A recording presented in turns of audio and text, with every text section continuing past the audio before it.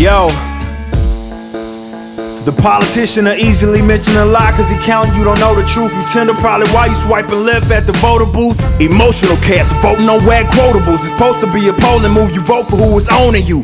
Y'all must be too dumb or blind to see it get robbed by some guys that's heathens. Your mind's defeated, you high cause you think this guy's a genius. You let him tax you for breathing minus the breathing. You're a jackwagon, so beat it. So be it, I'm never against some nice movement, but if the state call it free, it got a price to it. You claim to be against more slavery, but yet you want the state to confiscate fruits of labor, and it's fake to me. The government's in $18 trillion worth of debt. Forgive me if I don't trust them with my check. Pissing money by the sec, and it's dumb kinda. What kind of dumb-founded clown gladly fund irresponsible warmongers? Democrats act like they the party of peace, while Obama's bombing babies in the streets, and it's weak. They sending drones blowing up hospitals and doctors. Not a lot of difference from a Bush than Barack, cause it's very evident the current president is not retarded. He's smart like a con artist. Bombarded all the airways, flip-flopping like a dolphin, like the White House with rainbows, so they could get the gay vote and say no. I just see right through the foolishness. We vote for who the ruler is, the pierce when dudes abusing it. The Statist cry about police brutality, but wait a minute, that's statism. You made that bed so late in it when 8 stitches applied to some black guy with a busted lip and black eye who was beat up by some whack cop cause he didn't want to comply. And you can say that Black Lives Matter, but why we vote for a Democrat who want bigger government than that? A pro-black buffoon. I laugh cause you calling people coons. Look at what your voting habits do. Democrats and white liberals are owning you. Run one of your cities into the ground, and I'd assume that you get it now. They've been holding office since the 60s now. You catapult them into power, you get nothing out of how stupid can you be? Republicans might suck, but they don't hold down office in black cities. The government has forever opposed black folks. Okay, let's go further, expand that note. From Jim Crow, slave codes, and black holes, the state has always been used to keep us in a lasso. Yet you got these foolish black intellectual dummies making money off cunning blacks. It's funny. On MSNBC speaking on how you need government, then turn around and telling you that they the ones oppressing you, you better move. Social justice warrior activists, I write them off. They more PC than Microsoft. Bit of it, I'm sick of it, oh yeah. Bernie Sanders is an economic illiterate. Sorry, but I can't forget this old hag. It's so sad, you're so famous. It's almost like you get a bone off taxation and that payments. Democratic socialist nonsense. Let's call him what he is. He's a communist with no common sense. Obsessed with Scandinavian nations who ain't got a bigger population than the DM Dub. That's a fact statement. Bernie's the only one that cares, and I don't understand economics, so I blame the problems on the free market and the 1%. Tax cuts and trickle down doesn't work. I know I don't know, and I should probably do some research. I have a right to all things. Healthcare, welfare, I have no problem being owned by government. Well, I do. You can say corporation 90 times repeating it, and parrot Robert Reich, Paul Krugman, and the Keynesian. But that don't change the fact that you just highlight all your ignorance. Intellectually lazy, can't back what you fibbing in, you stupid yet loyal. Existence of the state is immoral. You bending on your knees for who is royal? Not surprising. Claim to be humanitarian, but ideas are forced by the monopoly of violence. It's fake. For the government to give, it must take. The social contract is what you say. But wait, I gave you no consent to take my wage, so that means that that's not a voluntary exchange. You stole from me. Your money's your money. I don't owe you a dime just cause you exist, not ish, so get over it. Admit it, your ideas ain't good as you say if they need to be enforced by the state, okay? And that's the ANCAP rap. The government has a monopoly of force and violence. If they don't have that, they're not the state. So you can call yourself a humanitarian, but if you want the government to force something across the board, how can you be if that is through coercion and initiation of violence? Or they're sending their goons to confiscate your private property if you don't comply. It is involuntary, thus making it immoral. And no, somebody leaving isn't the way to opt out of this quote-unquote social contract that you guys like to throw out there. It is still force. So cut the gimmick, this whole humanitarian, you think you're a humanitarian? No. You're a tyrant and a sucker.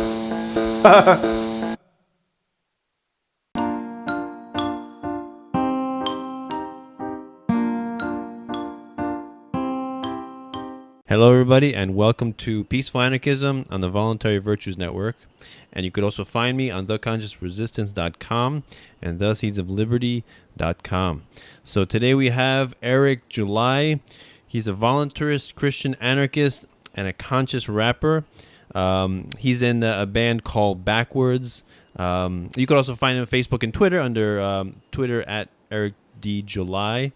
And he's an admin on Being Libertarian, his own Facebook page, Eric July, and then Parabellum Radio and Backwards Music, Backwards with a Z. So you can find parabellumradio.com is live on WNJC Super 1360 AM radio every Monday, 5 to 6 p.m. Eastern. So Eric, thanks a lot for coming on the show. Absolutely, man. Thanks for having me. Yeah. I heard you. I mean, I've seen your small videos that you were posting on Facebook. I've seen those circulating in the Seize Liberty, and then I saw you on Liberty Hangout, and they interviewed you there. And like, this guy's awesome. I got to get this on my show because my brother's a rapper, and so I love to help rappers spread their message or spread their their avenue for delivering the message, because the more ways we can deliver, like we were talking before, comedy, rap, writing, blogging, any kind of people make documentaries, right? Any way that we can spread voluntarism into the mainstream, I think the better will be for all of us, right? So right, absolutely. So yeah, so maybe we'll discuss some of your recent posts and memes you were talking about regarding Bernie Sanders. Can't beat up on Bernie Sanders too much, and and Trump, Donald Trump, and basically how they're the same. It's funny, these people, they go up there and they shout and they scream as if they're like enemies, and then behind closed doors they're shaking hands and right, absolutely. That's why they call it political theater, right? Yep, that's exactly what it is. So before we get into that, can you talk a little bit about your history and how you became a voluntarist and anarchist? Yeah, most definitely. Well, I, as a lot of African Americans, grew up liberal, voting Democrats, supporting Democrats. It's really the same old song. It's kind of embedded in you when you're African American that, you have to support government, but, the party that you need to support is a Democratic Party. The Republicans are racist, yada, yada, yada, yada. So, obviously, I grew up on that. Even did a lot of, kind of campaigning for Barack Obama, even in 2008. And, it wasn't until the main guy, and it's funny, although he's not an anarchist at all, neither of these guys are two individuals that I always point to that kind of helped me transition to being a voluntarist. One is Walter Williams, and the biggest one I would say is Thomas Sowell, the two economists. And I remember picking up books by those guys, Basic Economics by Thomas Sowell, and books as such. And he does a very, very good job of kind of putting that, breaking down economics without minus the, politics. And then breaking down how, he also has some nice commentary about how people have used race to kind of justify really oppressing, so to speak, African Americans, but not in the way that many of them think of it as. It's as basically kind of lending them the helping hand. He's very critical of liberals and white liberals who have, I guess, presented themselves as our friends, but they're not. So we're going back to the point. Got to listening to those guys, reading up more about economics. Economics was the main thing that made me, kind of transforming from being a diehard leftist to being a, full-blown, ANCAP. It was just, and it didn't take long for me. Usually, the rule is like you got 6 months, you become a libertarian, and then 6 months after that, you're kind of a monarchist, but 6 months after that, you're a full-blown anarchist. So it's kind of like, it was almost like that with me. So where I'm in a situation now where I reason with monarchists, but if it was up to me, obviously I would have a full-blown, abolishing of the state not existing. So it was really me getting educated on economics. Obviously, I know a lot like the Rothbards and those guys. I've read up on those guys, but they weren't the guys that led me into anarchy. Again, the people that led me to voluntarism aren't, voluntarists. They're more monarchists. Like Walter Williams is more just, monarchy kind of libertarian, so to speak. So most definitely it was a transition, and I've got a lot of kickback because obviously I'm an African American. So I've got a lot of kickback, and I'm having to explain myself a lot. But again, all I had to do was break down the economics and learning how government has always been used to manipulate, whether it be the currency, whether it be, setting artificial price on labor, such as minimum wage, and how that hurts us more than helps us. And once I understood that, I really, I became an ANCAP, and I just, believe that the state does not need to exist. It is obviously its existence is immoral because all it is a monopoly on violence. So it took me having to be consistent, really, and that's how I became a voluntarist. Yeah, I really like hearing the idea of economics. It's so funny every time we, a lot of voluntarists talk about stuff on Facebook. You always see, there's always jokes. Don't you even econ, bro? It's all about, what about economics, Right. guys? And then you see the memes like I saw this one meme where it's like an empty table and it's a sign says, "This is all the economics books that Bernie Sanders has read." So it's so funny how we joke about this stuff, but it's true. It's like we didn't come to this. I think I could say most of us, but I really can only speak for myself. That at least me and you did not come to this idea based on a feeling, like based on anger. We're not angry at things. We don't like I don't know. It's not an emotional thing, right? It's a logical thing. It's a practical progression of ideas, and it's understanding how humans act and what incentivizes various people to act, and that's it. It's like understanding reality, and that's it. That's what economics is, and it's amazing how people have such a backlash when we try to calmly explain. Like how you said, how minimum wage increases unemployment and destroys the lower rungs of the ladder for the lesser skilled, and they're like, but you just hate the poor. I'm like, no, I don't hate the poor. No. Exactly. Do you find that yourself? Oh, absolutely, man. I mean, again, I think it's kind of double because I'm an African American, so they're expecting me to have this particular thought process, and I wish people understood. And this is a bit that I didn't mention, but part of me understanding how government, again, I got the economics down, but then when I started, obviously, it's a book that Thomas Sowell, I forget what it's called, Black Rednecks and White Liberals, and it has it's a phenomenal book. Nice. But again, going back to it's not just economics was the number one thing. The number two thing was just me looking at our history. And you look at from day one, Africans, whether they were sold by their own people, whether they were stolen, they came here, and the first thing that they did was implement within their state. They knew they had to do this. They implemented within their state slave codes. After that, black codes. Had the Supreme Court upholding all of these rulings that said, yes, it's okay for the state to mandate discrimination. It's okay for the state to mandate, segregation. And how laws such as like the Bacon-Davis Act and minimum wage were initially used to keep blacks out of the workforce. So it's funny how you see now we're the only race, African Americans, the only race that votes for, I guess, of the two major parties, the party that actually is open about. Both of them want to expand government, but one's just more open about it. The Democrats are more open about it. They're letting you know, our plan is to expand the government. Mm-hmm. And black folks, you would think if they just knew history, they'd be the main ones to oppose the state in every way, shape, or form, because it's been used since day one to keep us behind our white counterparts. So part of me realizing that was like, all right, why in God's name would I want to, think that the state's going to, for one, fix itself, or think that, they need to be mandating laws, think they know, when the history shows that every which way it's been used to keep us behind everybody. So again, it's part of the evidence is there. I mean, like you were just saying, when we talk about economics, even on a social issue, this is not. It's funny how they look at us. They think we got our tinfoil hats and we're these big conspiracy theorists.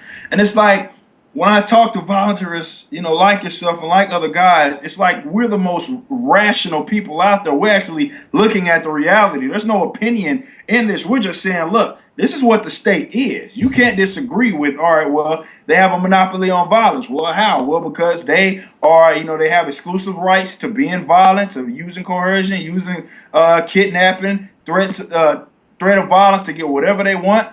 And you can't do that. You as an individual can't do that. That's how that's not my opinion. That's just what it is. You know what I mean? So most definitely it's just, we talk about these issues as, voluntarists, and we get that kickback. But again, when you just look at it from a rational standpoint and just say, look, this is the facts, minus your opinions, minus what you feel, this is what it is, and you can't refute it. I'm always one of those guys that say, I put the evidence right there in your face.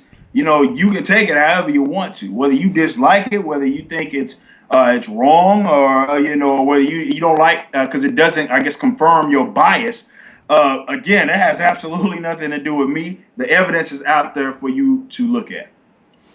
Yeah, yeah, definitely. There's a lot of appeal to emotion, like when you talk to leftists or socialists or communists, you often get met with things like, it's a social contract, or paying your taxes is your civic duty. It's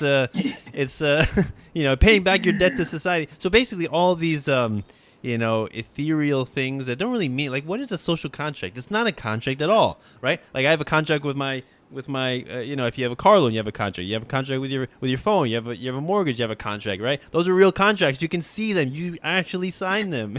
Right. There is no such thing as a social contract. So doesn't exist. It doesn't. And it's funny that definitely the leftists, when you talk about taxation, they're always talking about the social contract, and I'm like, what? So where did I sign that? Can you present that to me? Show me where the social contract is that I signed, in which I gave you consent to take my my income. I didn't get. I'm telling you right now that I don't want that. You know what I mean? So where's this phantom contract? But it goes to show how these guys, they will make stuff up in order to try to justify the immoral things that they do, or they want to use the state to do. Yeah. And going back to the history about the minimum wage, I think that's why it's so important for the state to monopolize education, right? And pass compulsory education laws, compulsory attendance laws, right? Because if you can control history, right, as George Orwell wrote quite well in his novel. You can manipulate the minds of the people, and that's basically where statism is nurtured and grows, is in government school, right? There is no, that's one of the best ways. You get them when they're impressionable, when they're young, when they can't detect BS and crap, right, exactly. and they assimilate it as if it's truth, right? Yep, absolutely. No, that's exactly what happens. I mean, it's very, very. They have to monopolize education in order to get rid of. It's not something that's exclusive to America. Every nation with their imaginary borders does that. Where they have to do that, because again, what is government? Like, when you think, and this is something I'm always trying to break down to, other folks. I'm like, well, what exactly is government? You know what I mean? It's a group of delegated, individuals, in which, you basically have said, all right, well, I don't have the right to initiate any kind of violence or coerce you, or,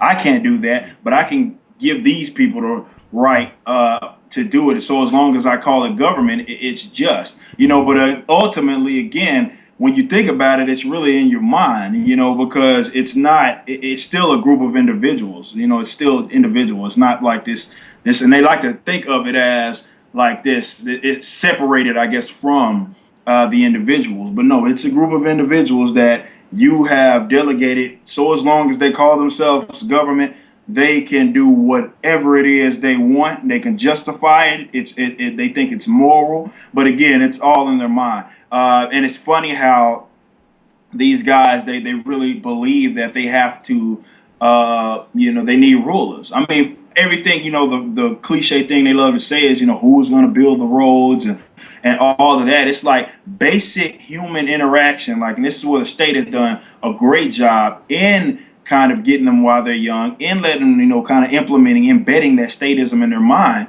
because we have some like voluntary exchanges going on every day. Every single day you have voluntary interaction and exchanges going on, but for whatever reason, they feel as if it can't happen, or we need to the government needs to exist. Even though we're going through every day, you're going through hundreds of voluntary, having hundreds of voluntary interactions, or just transactions in general, in which you're basically, both of you guys are consenting parties, or a group of people consenting parties, in which you're saying, look, I want that, you want this, here, bam, let's exchange. And it's really that simple. And for whatever reason, people think that, like, it's not. And again, going back to the point, it's not the government that's telling us to do that.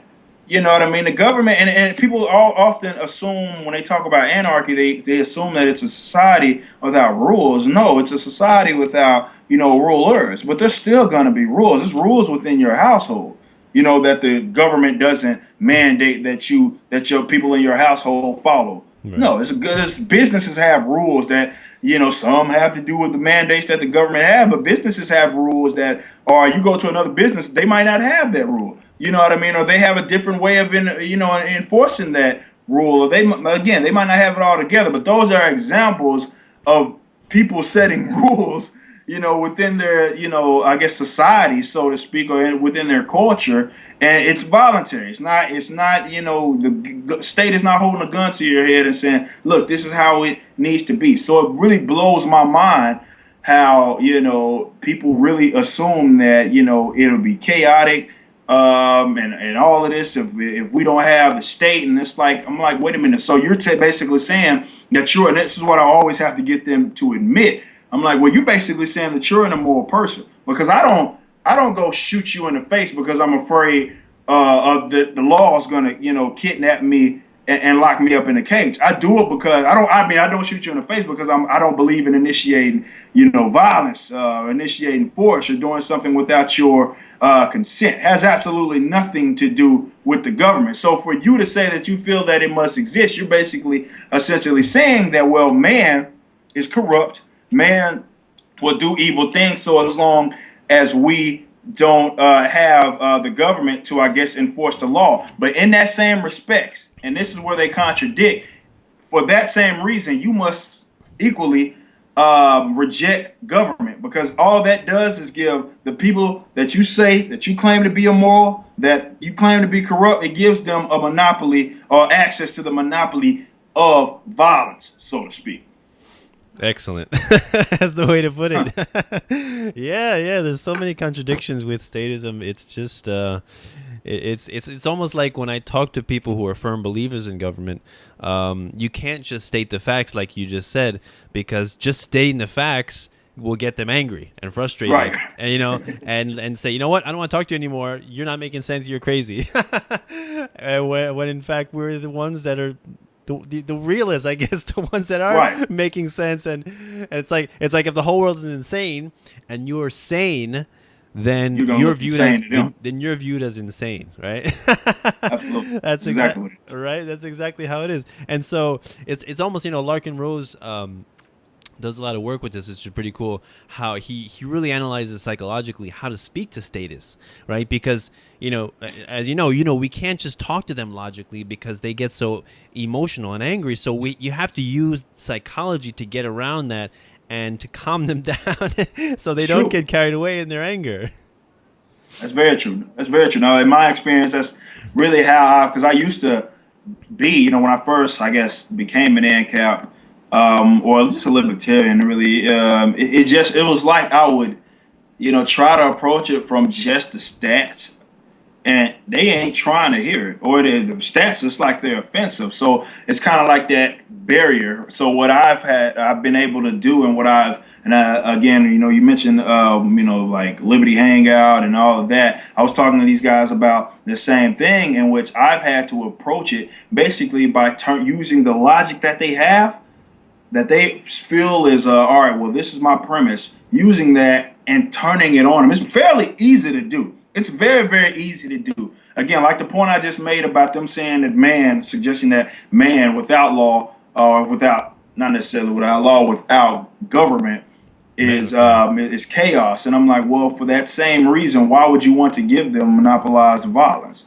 You know what I mean? Like, again, it's just turning the logic on it. You're saying that, people are this evil, which is why, and this is another point that going kind of further on that, is why I'm like, you can name more times that government has been used to annihilate their own people, starve their own people, than you can name of anarchy doing the same thing.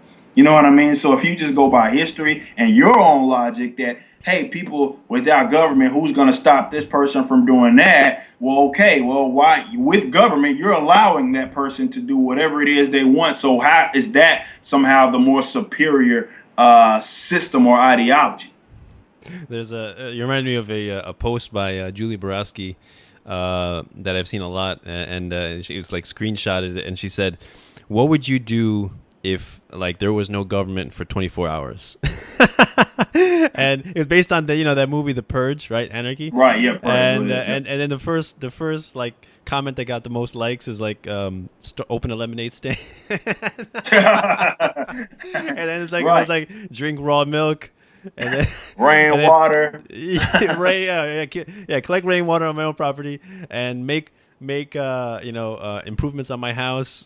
Like, right. It's amazing how people constantly think that people, like, everybody just wants to rape and steal and murder each other. No, I don't think so. I think people have better things to do. I think most people just want to get on with their lives, go to work, raise their kids well, make Absolutely. new friends. Like, that's what people most people have in mind. Like, there's a really negligible minority of people that are true psychopaths and sociopaths, but that's always going to be the minority. And creating an institution that is kind of a magnet for those people does not help the situation and actually makes it significantly worse.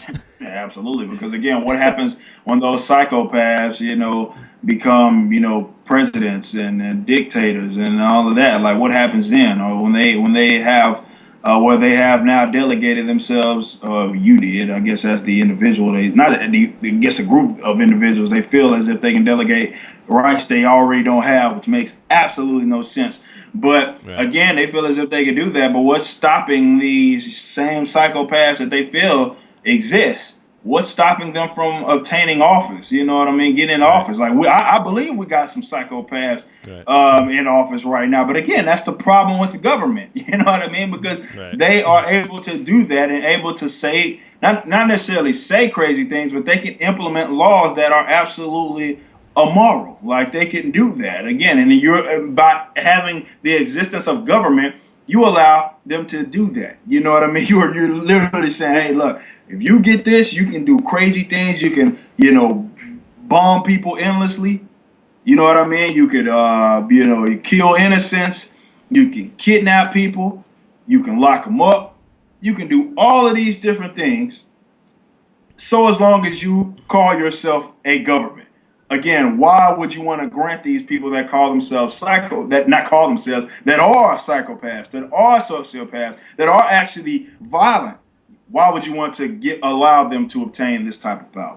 Right, exactly. It's kind of like reminds me of Larkin Rose's video, the "If You Were a King," and he basically goes through, how, I guess you have, presidents, pharaohs, dictators, prime ministers that are outright evil, and then you have those that most people consider to be good. But my contention is there is no such thing as a good president, because just by him, like, there's no way that somebody who rules over millions of people can enact laws that will benefit millions of people, right? Because those are millions of people, unique individuals. Everybody has their own, needs, wants, and desires. There is absolutely no way that they can help those people, right? No way, without hurting a significant number of people. And really, the only way that they can is if they slowly repeal every single law and government agency, right? So even if the president did absolutely nothing while he's in office, even if he didn't pass any law, he didn't increase the government, anything, he's still collecting taxation. That's still the initiation of force. It's still immoral. Still theft. At the end of the day, it's still theft. It's still Again, theft. like, it's still theft. I mean, really, the only way, and this is what I've been saying, like, the only way that you can really get in, like, we can start at the local level. I mean, really, the only way that it can't be, I guess, force, or, really the initiation of force, is if you have somebody that is going in there, obviously they're not collecting taxes.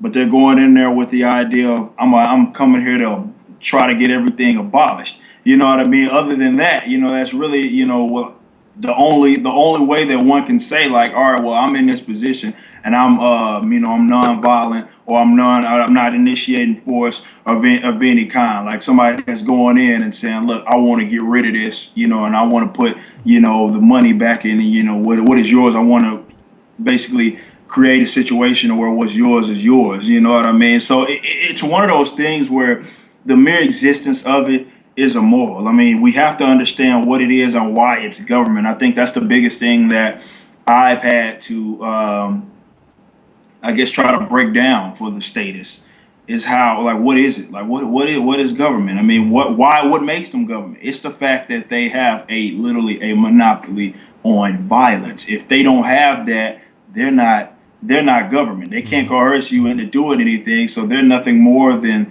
they're nothing. They're absolutely nothing. If they don't have that, they're no longer government. So the mere existence of it, and this is why I don't understand how people can be these hardcore big government statists and think they're humanitarians simultaneously. It doesn't make sense, because you're basically saying, look, it is okay for us to initiate violence, or coerce you, or have threat of violence of some sort, and take your money and pass these laws that basically say you can only do this, or you can't do that with your own private property, with yourself, not even your own private property, with yourself. You're basically saying, I don't own myself. So in the same respect, like, how can you say that you are a humanitarian of any sort when the very thing that you're trying to use, I guess, to accomplish your egotistical,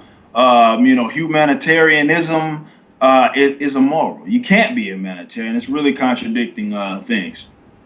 Yeah, the other way I look at the state is, in addition to being immoral, is being immensely, it's a huge temptation. it's like I look at it like the ring of power from the Lord of the Rings. It's like everybody who touches the ring gets corrupt and evil, but then there's always one guy. No, I will use it for good. No, you're not going to use it for good. Nobody can use it for good. It's like power is more addictive than cocaine. All right, who's gonna take control of the most powerful military in the world and say, you know what, I'm not gonna do anything?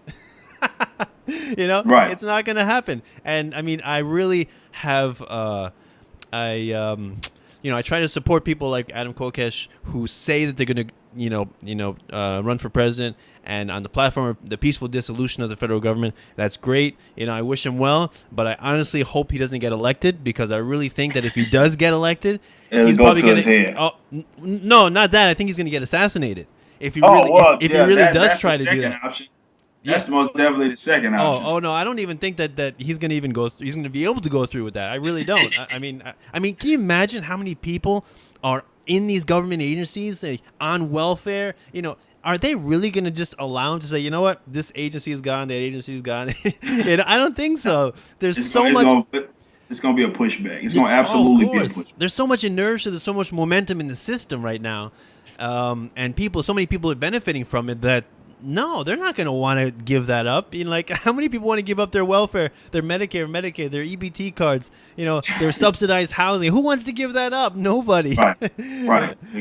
Yeah, I mean, no, for sure. I mean, that's a great way to put it. I mean, it's one of those things I've said, and I'm not to sound like a loon. I've said that some of the things that I say, definitely me being a person of color, is probably going to end up in my own assassination. Which again, so as long as I got the word out, I can at least go to the grave and say, man, I got that word out there. So maybe the next person, can come up and kind of carry that torch. But most definitely, there's going to be a pushback. I mean, there's always going to be a pushback, and definitely as you gain momentum, because I've seen it even at my level, as me gaining within a recent year. Because I've been a libertarian for a minute, but as far as me being like I am now, where I'm hardcore and I have ground, not just from, before it was just me being a musician. Now it's me as an individual, what I mean? Getting this word out. I'm already ready for the pushback, and it's going to be, it's going to be a constant pushback no matter where I go. And it's something that, again, it takes a lot of courage, which is, I think, I always find it funny how these minority groups think that they're always under attack, and I'm like, man, until all of y'all are out there arguing with each other, Republicans versus Democrats, and then you have the anarchists where y'all all are against us. You know what I mean? So while y'all arguing with each other, the common ground is y'all are against us. So I really feel like definitely as voluntarists, we are the true, minority in a speak as to say that, all right, well, people are against us because the people that are the statists, they're arguing back and forth basically of how we need to run the state. Should it be this big? Should it be that big? And then when we come along and we're saying y'all shouldn't even exist, we're the ones that are the loony. Then y'all basically have a common threat, a common enemy, and that's us. So I really don't think you're the true minority unless you're an anarchist. Yeah, definitely. I firmly believe there's a great meme I saw that said, if you're not on a government watch list by now, you should be ashamed of yourself. Absolutely, absolutely. I'm probably on all kinds of no-fly zones and all of that stuff, man. I'm positive. We have actually a new song coming out backwards, and the actual song. I'm not gonna say the name of it. I just want to.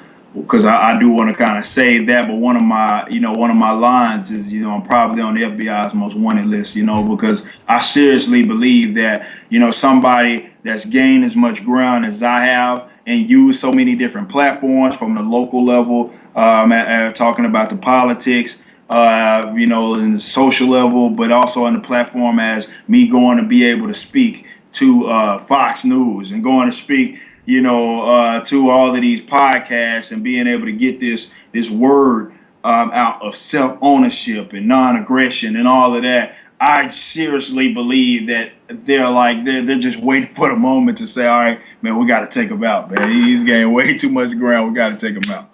Yeah, I mean, I know I went through that phase of, when I'm learning about voluntarism and anarcho-capitalism, and you're learning how powerful the state is and it's a monopoly on violence. And you learn about these truths, and initially, I don't know if most people felt this, but you feel some fear, like, oh shoot, now the state is all powerful, and you learn about the NSA and all the spying, and you're like, man, they're reading everything, my phone calls, my texts, like everything on Facebook is public. Like, man, what can I do? How can I escape this? And so I think I kind of retreated a little bit. I got off Facebook and everything, and then I realized, like, wait a minute. They can read everything at any time, and so what use is it to be silent and cower in the corner? That's a waste of time. It's a waste of energy. It's just no use to anybody, right? So you have to use this time that you have to try to educate others, right? It's like one of my favorite Voltaire quotes is, if you want to find out who controls you, find out who you can't criticize. Right. So there you go. That's a great quote. Oh, it's very important that to not keep silent, because once you self-censor yourself, then they have won already. Then that the fear has overcome you, and that fear is greater than your desire to speak out, right, and tell the truth. And that's an unfortunate thing. And I really hope that people, they don't stay in that place for long, because I understand how people can get there. Once you learn about all this stuff, it gets overwhelming, and you get overcome with fear and paranoia. But still, you got to keep speaking, and the more people that speak, they can't silence everybody. That's the thing. And now with the internet, with Facebook, with all these with Twitter, with all these social media platforms, we can talk about these things. And no, they can't kill everybody. They can't silence everybody. They can't shut off the internet. They can't do this stuff. So you have to talk about it. You have to speak out. So that's what I tell people.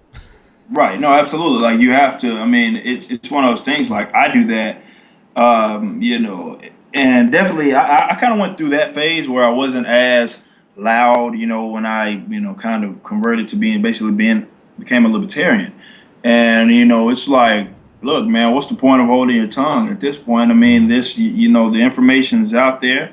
So like you said, you kind of got to spend the time that you do have, because they might, if they see you gaining ground, you might get off. But again, my thing is trying to instill this message at every platform. That's why I use every platform that I can, whether it be me as a rapper, metal vocalist, as a public speaker. No matter what I'm doing, every platform that I have, I'm trying to get this message out, because if I feel like I've been successful, if I got one person that was thinking this way, at least got him to think critically, not even converted him, got him to think critically, so he'd at least consider, kind of the alternative to statism. Most definitely is something that I would find, and I would consider a success. So it's all about getting that word out, getting that message out. No matter what, you are going to have that pushback. You are going to you're going to look like a loon to a bunch of hardcore statists who feel like they just can't operate unless the government makes a law for them and tells them that they have to do it. You got people that have been for hundreds of years bred to believe this. I mean, it's not going to happen overnight. It's not going to happen. This generation might not happen the next. But again, I want to be able to go to the grave and say I at least did my part to get that message out. Yeah, definitely. And the other thing that brings me consolation is the fact that there's much bigger names with much wider audiences who are spreading this message, like Stefan Molyneux, like Larkin Rose, like Tom Woods, Robert Murphy, Hans Hermann Hoppe, all these kind of guys that are talking the same message, and they have a much wider audience. And so I'm small potatoes. I just have a little YouTube channel and a podcast and a little website. That's it. That's all I have. And I just make posts on Facebook. So I'm not really afraid anymore. I think we can't function on fear. Fear is paralyzing, right? We have to, I think we have to make our message attractive. And one way to make it attractive is to show how it improves our lives, how it makes us happier individuals, right? And more enthusiastic about living, right? And so hopefully other people will absorb that enthusiasm and they'll understand that freedom is beautiful. Absolutely. It's always much better than anything the state can deliver, through its aggression and violence. So, but before we talk about anything else, can you just go into a little bit about your rap and how that's transformed with your voluntarist message? Oh, absolutely. I've been rapping forever. I grew up, gang banging and doing all kinds of silly stuff. But that was, I kind of became, I guess I want to say definitely amongst the youth, a prominent figure out here in Dallas by being a rapper. And, I was simultaneously gang banging and doing stuff like that. But I would talk about, silliness, fighting and stuff like that. That was what I was talking about. And again, as I became more and more educated, I became more and more knowledgeable about how this is kind of, as doing that was participating in the destruction, really, of our own communities, our black communities. So when I converted into kind of being a more nonviolent, and then I got into libertarianism, got into voluntarism. Definitely as of lately, I've been kind of basically putting that message out there of voluntarism, doing like these little, and backwards we do this deal weekly, not weekly, more of like every couple of weeks, few weeks, try to drop one of the we call them Ripper's raps.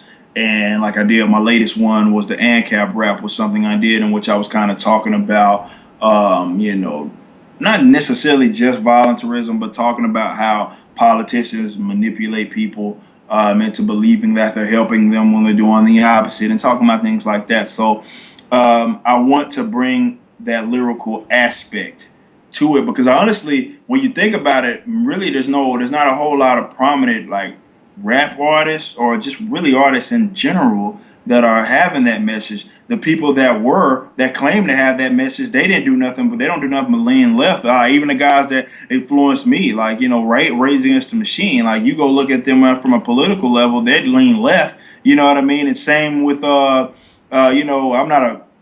didn't influence me by any means, but he's claimed to be anti-government. And Killer Mike went and endorsed Bernie Sanders, who's the opposite of anti-government. You know what I mean? So again, there's not really any kind of like voluntarist, prominent guys, and I feel like we need that kind of representation. So from a rap standpoint, I try to do that, and also again, my band is really kind of a fusion of me as a rapper and also kind of me as a metal vocalist, screamer, so to speak. So we try to implement those lyrics, those types of lyrics in our music as well. We're not even a year old. I mean, I dropped my old band, Fire from the Gods. The last song the last single that we released was titled "The Capitalist," and that was really the first song in which I not only because I implemented rap in the middle. It was also the first song that I implement or that message of being anti-government. And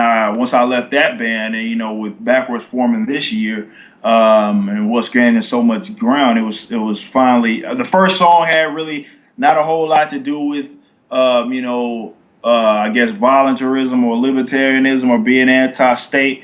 But the second single with the Statist was kind of started entertaining like that realist about how these rulers, I guess so to speak, really aren't helping us out. And I was talking about the music genre, the music business, in that regards. But then the latest single that we had released was "Utopias Don't Exist." That was full blown, to recite some of the lyrics, Republicans, Democrats, different sides saying crap. You know what I mean? Like I'm talking about being, anti-government, and this next single is really taking that. And what you hear is it's what you're gonna get going forward. Where it's being anti-government, being anti-state. So I feel an obligation to kind of mention this information. Like I really do feel an obligation because there's not that many voluntarist musicians out there. Most of the musicians, they lean left, so we do need that representation.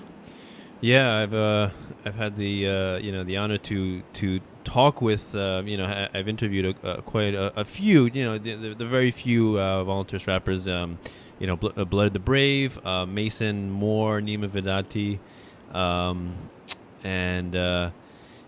and then what's the guy's name? Rob Hustle. Rob Hustle. I didn't talk to him. I really want to, but guy's a really busy guy.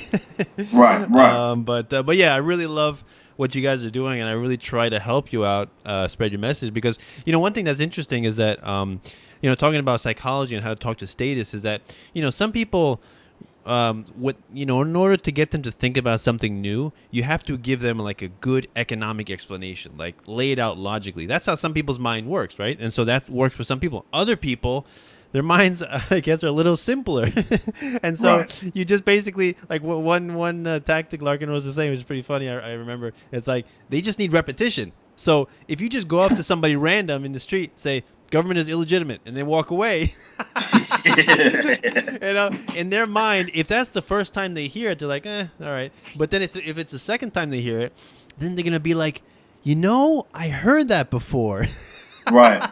No, for sure. And it's gonna click for them. So that's kind of how I look at rap. Is like you guys in a rap song, you don't have time to go through economic explanations of logic and of human action, but you mention phrases, and those phrases get people to think, right? So that simple way of just saying the phrase, self-ownership, property rights, non-aggression, violence of the state, things like that, monopoly on violence, it just gets people thinking, and that's great. I think we need more of that. We have a lot of books, and books are great, but books don't reach everybody. Absolutely. Some of them don't have access to it. I mean, again, you're talking about different. Every culture listens to music of some sort. Yeah. And I mean, I think it's very, very important. I mean, I think that's where we lack, actually, when you think about it. I mean, we have the intellectuals out there, that are in their suit and ties that put this information out there, but we don't have, definitely from a musicianship standpoint, we don't have that more prominent representation about, when we talk about voluntarism. We don't. Again, and the ones that act like they're, about, anti-state, they just do nothing but lean left. Again, and we see that. I've seen that time and time again. So we need consistent guys. We need people that are really spreading this message and using their music. Because what it's funny. And I learned this growing up, even not rapping about like voluntarism. I was used to rap about, again, I was gangbanger, so I used to rap about fighting and stuff. But listening, like when I would perform at these clubs, we had a song that was called "Bring the Beef," and it was basically a fight song. And me and buddy J Dunn, who was also on that song, had performed that song, and I don't think at any point in time that we ever, because we were young guys, so we would perform them at like teenage clubs, the song at teenage clubs and adult clubs as well. And I don't remember ever performing those songs and not having a fight break out. You know what I mean? So yeah, like seriously, like every time we performed that, people were just, going at it. Every time they didn't take, but I mean, before I was on the second verse, we had a girl, a CJ that was on the first verse. But, it was just when I got, on my part as the second verse, they were already throwing blows. You know what I mean? So it's like, but it just goes to show you how influential my music is. How that is. Like, if I could just, they could hear that and it makes them want to, beat each other up. How come I can't make music to make you want to think critically and understand, that the state has been conning you into believing that they even exist? You know what I mean? So again, like this is something that is very, very important. And if we have enough guys that, like you say, have that repetition, I think again that's something that I can see that we have an upward trend in our genre, and it's something great because there's not a lot of bands that are even from a style level where we're at. Where we do the whole singing, we do the whole screaming, and we're rapping. Again, so that in itself is a unique aspect, and I think that's how we went from again, we started this year and we have our 10,000 likes on Facebook, and and we've done all these cool little shows, and we've done all of that. We got songs with 150,000 views on YouTube and stuff like that. We've done that on the genre alone, just where we're at, because there's not a lot that sound like that. So not a lot of bands that sound like us. So now we're able to start implementing that message. And I think that in combination is really going to be really, really something special. And I really, really want to get this word out. And again, this is why I love speaking to, guys like, yourself or anybody. Just I want to be able to, what you hear in my music is what I want to be able to intellectually explain this and break this down. So I try to remain as consistent as I can in my message, as well as just having that kind of personality. Because a lot of these musicians, we just think of them as that's all they do. They don't really know a lot. Most of them, don't get me wrong, most of them don't know a lot. I mean, most of them have their music role form. They're nothing but puppets, in a sense, but my thing is I want to be able to, you get that message and then you say, you be able to, hey man, hey, come to our show, or let's talk about what you were talking about in your song. I want to be able to, all right, well, you heard that. I really couldn't break it down like I wanted to in 3.5 minutes in that song. Now let's talk about what I'm actually speaking on and why government is illegitimate, why it's a monopoly on violence, why if you believe in its existence, you are an immoral person, and how you're an immoral person. So it's most definitely it's about remaining consistent and using every platform that you can to get this message out. Excellent, yeah.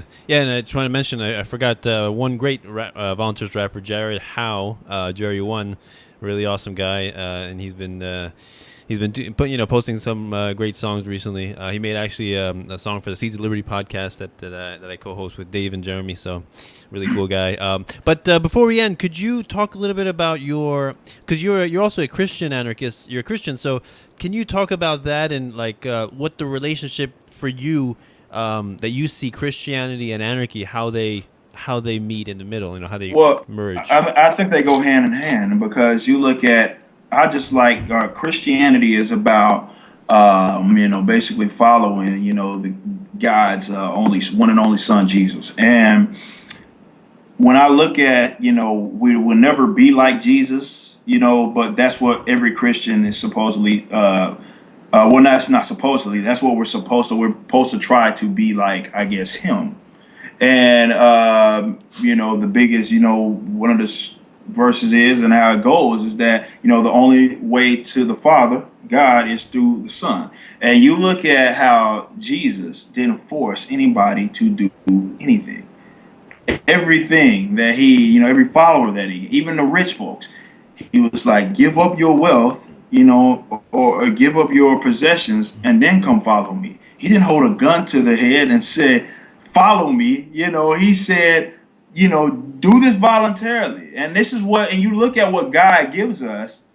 And the biggest thing that's often like kind of people undermine this, the fact that what is free will?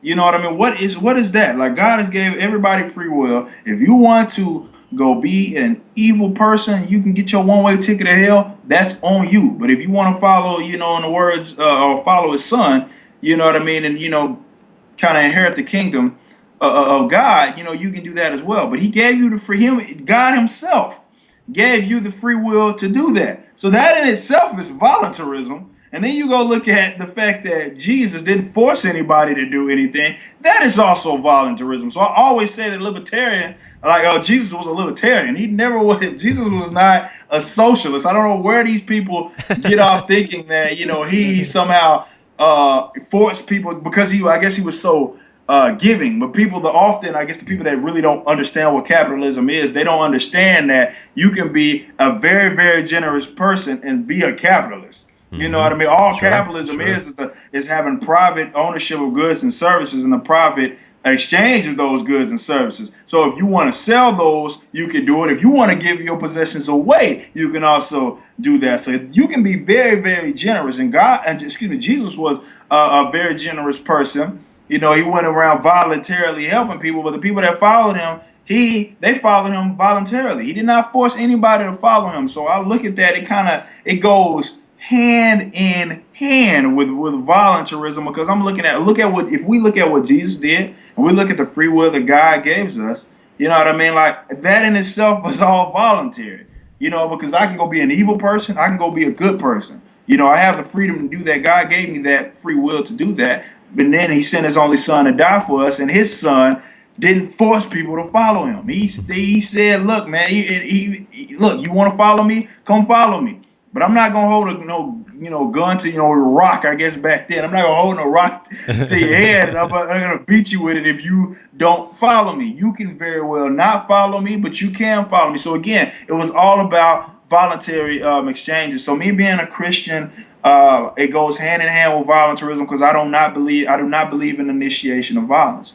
I do not believe in coercing people. I do not believe in threatening people with violence to confiscate their private property. I don't believe in any of that, and neither did Jesus. Yeah, one of my favorite quotes by Gandhi is, the world would be a much better place if Christians acted more like their Christ. Absolutely. And how it's about peace, right? It's a peaceful belief.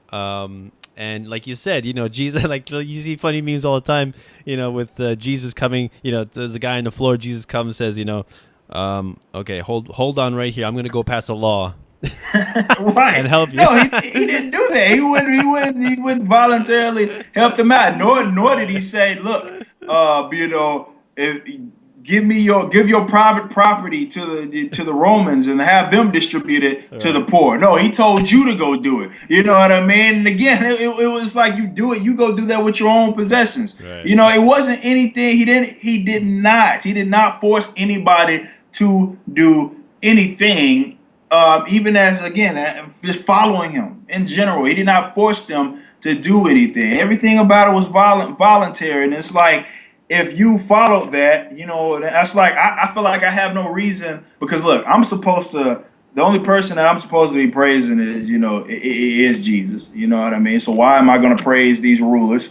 Why am I going to grant these rulers the power to rule over me if I'm supposed to only have, one person that I'm following, at a spiritual level, and that's Jesus Christ. So again, it's like, it's not that hard. I feel like if most people that call themselves Christians were actually Christian, they would be volunteers. You know what I mean? They would believe in voluntarism if they were consistent and actually read the word and understood what it was that Jesus was doing and why He was sent here. And just kind of looking at that. If they looked at that, I feel like more Christians would be anarchists. More Christians would be volunteers. Yeah, it's kind of funny. Like I now I'm thinking about it. Like I think a lot of Christians that are statists, at the same time as people who are like constitutionalists or minarchists, they look at those ancient documents like Christians look at the Bible and they say, well, Jesus See, he says helping the poor, so I guess that means EBT cards, food stamps, subsidized housing. I guess that means that, right? Even though they didn't say it in the Bible or they didn't say it in the Constitution. Oh, it also means Department of Homeland Security, Transportation, TSA. You know, he's probably implying that, right? Right. Yeah, he's implying that we force people, we take people's private property, their money, and we pay for these. That's probably what he meant, you know, when he was saying that, you know, help the poor and all of those things, you know, love thy neighbor. He was meaning coerce thy neighbor, you know, and take his private property. That's what he was really meaning. Again, like, if people are it's not even just with Christianity, it's with just from a logical standpoint. If statists were consistent, they wouldn't be statists.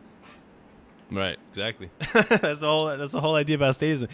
Like most people didn't they didn't come to statism from the idea of like examining all other philosophies of life. Like most of us came to statism because we went to government schools, right? And our parents most likely were statists. Most parents were not. Most people's parents today were not voluntarists or anarchists, right? So we didn't have a choice, basically. That's what we grew up in, you know? And so, you know, we didn't come to that conclusion from an area of logic and reason. And so that's why it's so hard for us to examine all of that, all of that background and then try to, make it logically and morally consistent. And I think that's what most of us are trying to do. All right. So, so is there anything else that you wanted to finish up with before we sign off? No, absolutely. Nada, man, I'm good. I really appreciate you having me on. Again, I'm pretty much an open book. So, guys, like you mentioned at the beginning of the show, I'm everywhere: Twitter, Facebook, Eric July. Man, you can find me. Want to chat about some things, find out what obviously we're up to as a band, what I'm up to as far as speaking and what I'm speaking on. I try to keep you guys updated about when I do appear, maybe on a public deal, and I'm able to talk about this message. I try to keep you guys updated. So most definitely, man, you guys can always reach out to me whenever you want me back here. Just reach out to me as well. I appreciate you having me on big time. No problem. So the best ways that people can reach you if they want to follow your work? They can find me on Facebook, or it's facebook.com/ first and last name Eric July, T as in Terry and X. And then you got Twitter, Eric D. July is my Twitter handle. So you can hit me up on either of those. Shoot me a quick message. Shoot me some comments. Obviously, backwards, if you have anything that, regarding that, we have all our contact information there, Gmail from the manager standpoint. If you want us for a show or somewhere, all that information is there. So really, really easy to contact. So I would say if you want to chat, want to know some more things, man, just reach out to me. And also, I'd like to ask my guests, what's one of your favorite quotes? About just whatever. Man, favorite quote, man. That's a hard one. I would say that was it Hayek that said if socialists understood economics, they wouldn't be socialists. You know what I mean? I think that to me is probably one of the more one of the bigger ones. But I could go down the line of Thomas Sowell quotes, man. But I mean, it's so hard. Thomas Sowell, though, he said some great things that led me. Again, he himself is more, just minarchy kind of libertarian leaning. Yeah. But he just pointing out some of the things that the state does. I mean, just going and reading his books, it really led me to voluntarism. Yeah, it's really amazing those guys are not anarchists. I mean, the stuff that they write about, it's really amazing. But right, the argument usually is, I mean, it's like with Milton Friedman. I mean, people don't understand. They kind of, all right, well, he's a statist. Not understanding that a lot of the way, like the economic approach, they're not necessarily statists. They're like, all right, this is what we have.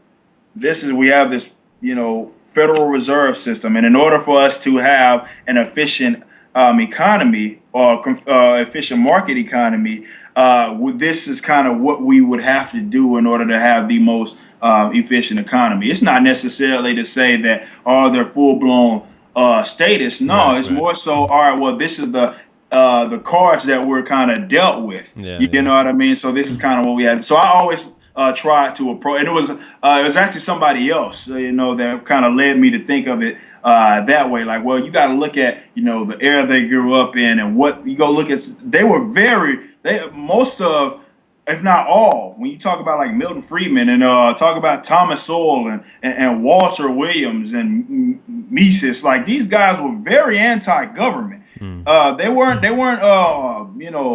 wasn't anything closet about that. They were very anti-government, but I like to think of it more as, I think if they maybe would have had it their way, again, I'm not in these guys' heads, so I don't know. I think if they would have had it their way, it would have been more voluntarism, less of a state, but they more so were preaching these, I guess, economic teachings that were just kind of in the confines of what we have right now. Right. Yeah. There's a lot of great quotes by both of those guys, and one of my favorite, which I forget, I think it's Thomas Sowell.